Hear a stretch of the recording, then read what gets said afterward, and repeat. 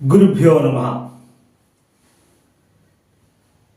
నా క్రిందటి వీడియోలో 61వ శ్లోకం యొక్క విపుల భావాన్ని కొంతవరకు గ్రహించగలిగాం.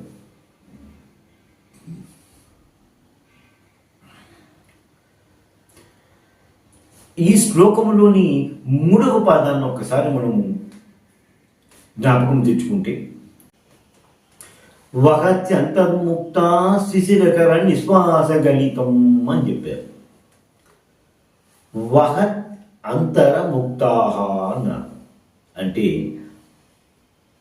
ఆ నాసికాదండములో లోపల ముక్తాహ ముత్యములు కలవు అని అందులో తెలియజేస్తూనే, ముక్తాహ అంటే మనము మరొక విధంగా కనిపించుకోవచ్చు, ముక్తులు లేక జీవన్ముక్తులు అన్న విషయాన్ని మనం గ్రహిస్తూనే ఉంటాం. కొంతమంది మహానుభావులు తన జీవిత కాలంలోనే, అంటే వారి జీవితాన్ని కొనసాగిస్తూనే, వారిలో ఉండేటువంటి మలినములను అన్నిటినీ తీసివేసుకుంటూ తామరాకు మీద నీటి బొట్టులాగా జీవిస్తూ ఉంటారు. అటువంటి వారిని జీవన్ముక్తులు లేక ముక్తులు, ముక్తాహ అనే విధంగా కూడా మనము తెలుసుకుంటూ ఉంటాం. మనకి తెలిసిన విషయంలోనే చూసుకుంటూ ఉంటే, ముక్తిని పొందడానికి జ్ఞానము కావాలి. ఈ జ్ఞానము అనేటువంటిది ధ్యానము, యోగము ద్వారానే లభిస్తాయి అన్న విషయం కూడా మనకి తెలిసిందే. లలితా సహస్రనామాలలోనే తీసుకుంటే అంతర్ముఖ సమారాధ్య బహిర్ముఖ సుదుర్లభ అని కూడా మనకు కనిపిస్తూ ఉంటుంది. అందుకని వారు అంతర్ముఖులై ధ్యానములో ఉన్న వాళ్ళకి ధ్యానంలోని ముఖ్య ప్రక్రియ ఉచ్ఛ్వాస నిశ్వాసలను నియంత్రించడము అనేటువంటి చాలా ముఖ్యమైనటువంటి ప్రక్రియగా మనకు కనిపిస్తూ ఉంటుంది.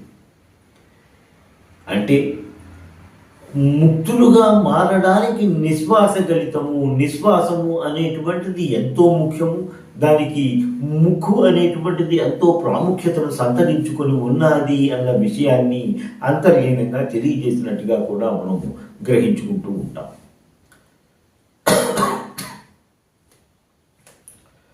వహత్యంతర్ముక్త శిశిరకర నిశ్వాస గలితం అని అంటారు. శిశిరకర నిశ్వాస గలితం. శిశిరకర అంటే చంద్రుడు. ఇప్పుడు నిశ్వాసము అనేటువంటిది చంద్ర సంబంధమైనది కాబట్టి అది ఇందులో ఉష్ణోగ్రత కొంచెము తక్కువగా ఉంటుందని, అది శీతలంగా ఉంటుంది అన్నది మనం గ్రహించుకుంటూ ఉండాలి. అంతేకాకుండా అమ్మవారు హిమాలయ పర్వతాలలో ఉంటారు కాబట్టి, ఇంకా శీతలమైనటువంటి వాతావరణంలో ఉన్నారు కాబట్టి, నిశ్వాసము నుండి బయటకు వచ్చినటువంటి బాష్పవాయువులు ఘనీకరించి ఒక ముత్యములాగా ముక్కు చివరిని కనిపించడానికి ఆస్కారం అయితే ఉన్నది కదా. అటువంటి సంఘటనని ఒకసారి పునరావృతం చేసుకున్నట్టుగా ఒకసారి ఆయన శంకరుడు మనసులో తలుచుకుంటూ, అదే ముక్కెరగా అడ్డబాసగా ఉన్నది, అక్కడ ముత్యము బయటికి కనిపిస్తున్నది అన్న విధంగా తెలియజేసినట్టుగా కూడా మనం గ్రహిస్తూ ఉంటాము ఈ శ్లోక భావన గురించి తెలుసుకుంటూ ఉన్న సమయంలో.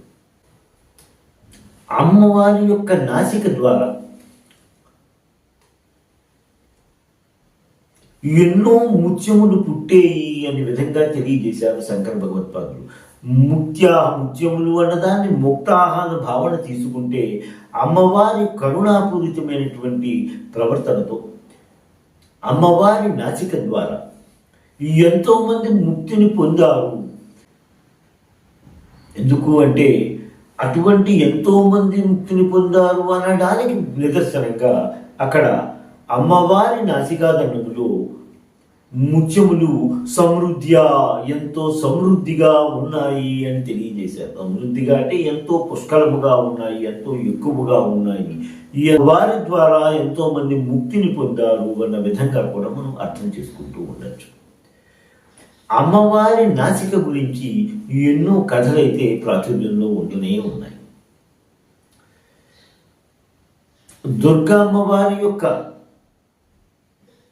ముక్కెలను అందుకోవడానికి కృష్ణానది ఉవ్విళ్ళూరుతూ ఉంటుందని, అది పొంగి అమ్మవారి ముక్కును చేరడానికి ప్రయత్నం చేస్తూ ఉంటుంది అన్న విధంగా కూడా చాలా కథలు ప్రాచుర్యంలో ఉన్నట్టుగా మనకు కనిపిస్తూ ఉంటాయి. అమ్మవారి యొక్క ముక్కు లేక ముక్కుకునేటువంటి ముక్కరి యొక్క ప్రాచుర్యం గురించి తెలియజేసుకుంటూ అంత కాంతివంతముగా ఉంటుంది అన్న విషయాన్ని తెలియజేస్తూ ఆ దగ్గరలో ఉండేటువంటి సముద్రంలో ప్రయాణం చేస్తున్న ఓడలు ఎక్కడ దారి తప్పిపోతాయో అని అమ్మవారి యొక్క తూర్పు ముఖ ద్వారాన్ని మూసివేస్తారు, రాత్రివేళ మూసి ఉంచుతారు అన్న విషయంగా కూడా మన కథలు ప్రాచుర్యంలో ఉన్నాయి. ముక్కు గురించి తెలియజేసుకుంటూ ఉంటే నంది తిమ్మన అనేటువంటి కవి తన వసు చరిత్ర అనేటువంటి గ్రంథంలో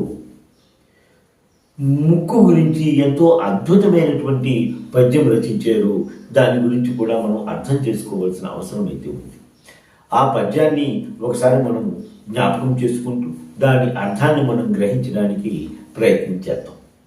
నానాసూన వితాన వాసనల నానందించు సారంగమేనా నన్నొల్లదటంచు గంధఫలి బల్కాంగపం బంది యోషానాసాకృతి దాల్చి సర్వసుమనస సౌరభ్య సంవాసి పుణ్యం ప్రేక్షణ మాలిక మధుకరీ పుంజంబులిర్మంకలన్. సంపంగి పువ్వు మంచి సువాసనను కలుగు చేస్తుంటే గాని ఆ సువాసనలు కొంచెము ఘాటుగా ఉంటాయి. అందుకని తేనెటీగలు సంపంగి పువ్వు మీద వాలుతూ ఉండవు. ఇది గ్రహించినటువంటి సంపంగి పువ్వులు ఏంటి, తేనెటీగలు అన్ని రకాలైనటువంటి పువ్వుల మీద వాలుతూ తేనెను గ్రోలుతున్నాయి కదా, మా మీద ఎందుకు రావటం లేదు అన్న విషయానికి ఒక కోపం వచ్చి అవి తపస్సు చేసి ఫలముగా ఒక అందమైన అమ్మాయి యొక్క ముక్కుగా జన్మ దాల్చింది అని అన్నారు. అప్పుడు ఏమైంది, ముక్కు పక్కనుండేటువంటి రెండు కళ్ళు అటు ఇటు తిరుగుతూ ఉంటాయి కాబట్టి ఆ సంపంగి పువ్వు పక్కని తిరుగుతూ ఉండేటువంటి తేనె తీగలుగా మనకి దృశ్యం ఇస్తున్నది.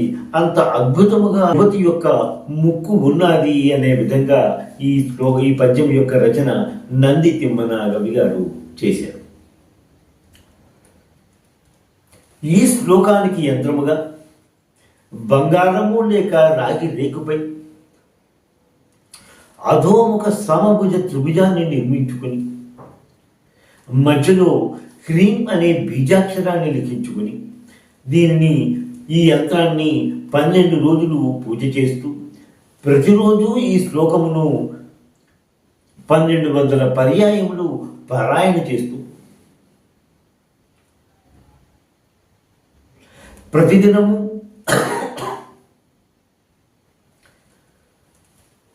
కొబ్బరికాయ, బెల్లము, తేనె నైవేద్యముగా సమర్పించుకున్న వారికి సకల జన వశ్యత, సకల పురుష వశ్యత జరుగుతూ ఉంటుంది, లభిస్తుంది అన్న విధంగా గ్రంథాల్లో కనిపిస్తూ ఉంటుంది.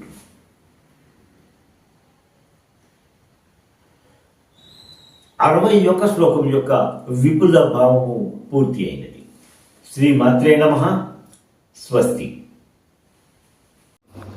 ఎంతో అధ్యయనం చేసి మీకు అందిస్తున్న ఈ వీడియోలను ఆదరిస్తారని భావిస్తున్నాము.